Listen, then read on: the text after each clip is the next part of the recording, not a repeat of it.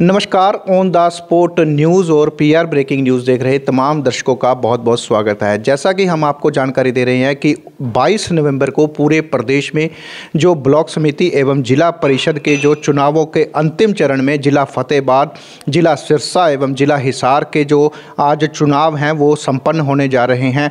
इन तीसरे चरण के जो चुनाव संपन्न होने के साथ ही अगर बात करें तो पूरे प्रदेश में जो ग्राम पंचायत चुनावों के अंतर्गत ब्लॉक समिति और जिला परिषद के चुनाव जो हैं आज संपन्न होने जा रहे हैं। वहीं 25 नवंबर को अब केवल पंच और सरपंच के ही चुनाव जो हैं इन 3 जिलों में बाकी रहेंगे। लेकिन इन ब्लॉक समिति व जिला परिषद के संपन्न हुए चुनावों को लेकर कैसे इन चुनाव प्रक्रिया को संपन्न करवाने में प्रदेश की सरकार की ये भूमिका रही और जो चुनाव हैं ये किस प्रकार से संपन्न हुए, इसके लिए हमारे साथ बात करने के लिए मौजूद हैं हरियाणा सरकार के अंतर्गत सहयोगी पार्टी जजपा के प्रदेशाध्यक्ष सरदार निशान सिंह जी, जो उनसे ही जानते हैं कि इन चुनावों को लेकर क्या कुछ जो है प्रदेश में भूमिका रही है। सर जी सत श्री अकाल जी। जो ब्लॉक समिति और जिला परिषद के चुनाव हैं आज संपन्न होने जा रहे हैं, क्या कुछ रहा इस चुनावों के अंतर्गत, प्रदेश में किस तरह की चुनाव प्रक्रिया संपन्न हुई है? 3 फेज़ में पंचायती राज के जो चुनाव हैं वो चुनाव आयोग ने करवाए हैं और जैसे आप लोगों ने कहा कि बड़ा सक्सेसफुली पीसफुली चुनाव संपन्न होने जा रहे हैं, उसके लिए सरकार ने पूर्ण तौर पे प्रबंध किए और लोगों का भी आभार कि लोगों ने इसको बड़ा स्मूथली बड़े प्यार से चुनाव को संपन्न करवाने का काम किया है।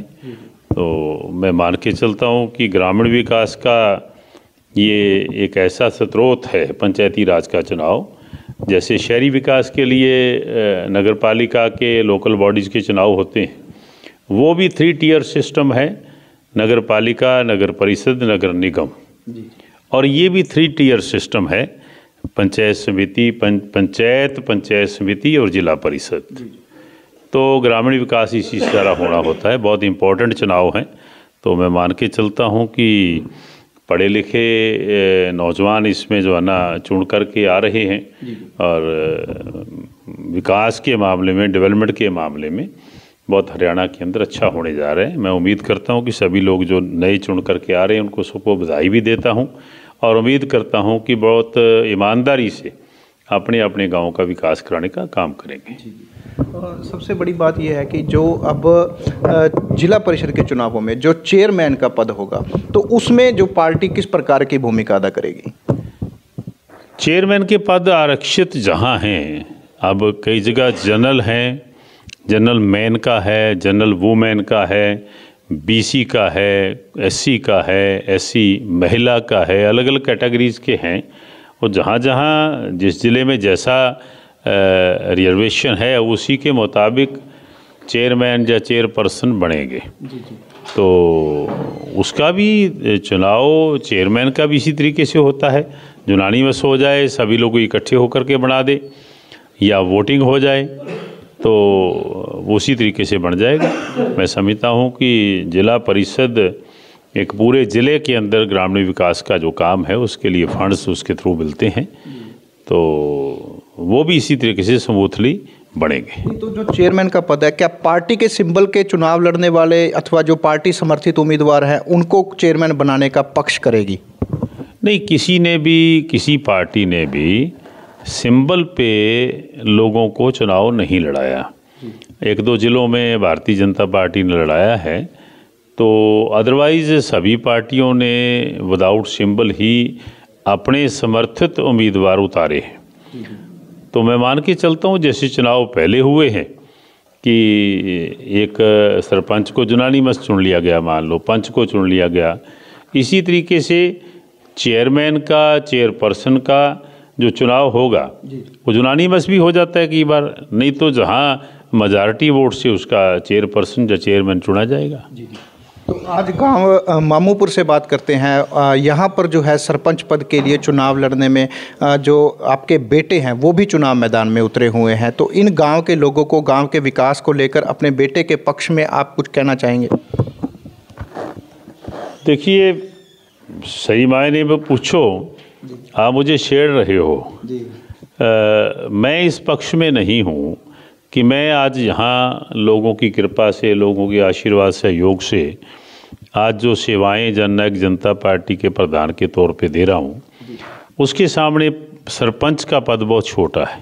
और मैं खुद भी 3 बार इस गांव का, 2 गांव की पंचायत रही है, उसका सरपंच रहा हूँ। वर्षों तक मेरे ग्रैंडफादर सरपंच रहे, 6 गांव की पंचायत होती थी, मेरे परिवार के लोग भाई बंद रहे।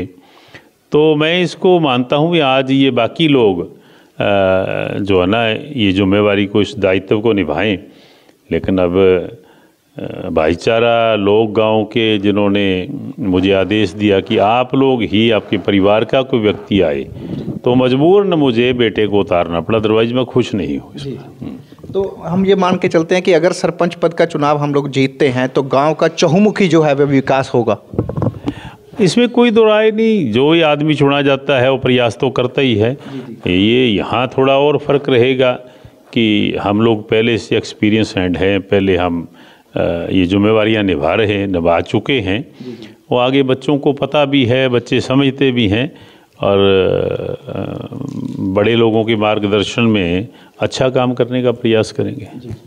तो अंतिम सवाल यही है कि पंच सरपंच के चुनाव जो हैं अब बाकी रह गए हैं, ऐसे में तमाम गांवों के लोगों को किस प्रकार की अपील करना चाहेंगे शांतिपूर्वक चुनाव संपन्न करवाने के लिए? और जो नशाखोरी है वो कहीं ना कहीं देखी जा रही है गांवों में, पंच सरपंच के चुनावों को संपन्न करवाने के लिए नशा बांटने जैसी बातें आ रही हैं, उन लोगों को कैसे आप अपील करेंगे? देखिए, ऐसी बुराइयां, इसको हम सामाजिक बुराई कह सकते हैं। ऐसी बुराइयां अभी समाज में बहुत सारी हैं, इनका इस्तेमाल चुनाव में होता है, तो समय लगेगा इससे दूर करने में समाज से। तो मैं तो यही कहूँगा कि जो चुना जाता है, जो इलेक्ट हो जाता है, उसका यही फ़र्ज़ बनता है कि वो ईमानदारी से काम करे, अपने क्षेत्र का विकास करने के मामले में सरकारों का सहयोग लेकर के अपने दायित्व को निभाने का काम करें। जी, बहुत बहुत धन्यवाद। ये थे हमारे साथ जननायक जनता पार्टी के प्रदेशाध्यक्ष सरदार निशान सिंह जी, जिन्होंने चुनावों को, ब्लॉक समिति व जिला परिषद के चुनावों को शांतिपूर्वक संपन्न करवाने के लिए जहां आभार प्रकट किया है, वहीं पंच व सरपंच पद के चुनाव लड़ रहे उम्मीदवारों को नशाखोरी जैसी जो सामने आ रही बातें हैं उसको रोकने का भी आह्वान किया है। इन्हीं तमाम जानकारी के लिए हमारे चैनल से जुड़े रहिए। ऑन द स्पॉट न्यूज़ के लिए प्रमोद गर्ग और PR ब्रेकिंग न्यूज़ के लिए आकाश गर्ग और हरिचंद गर्ग की यह खास रिपोर्ट।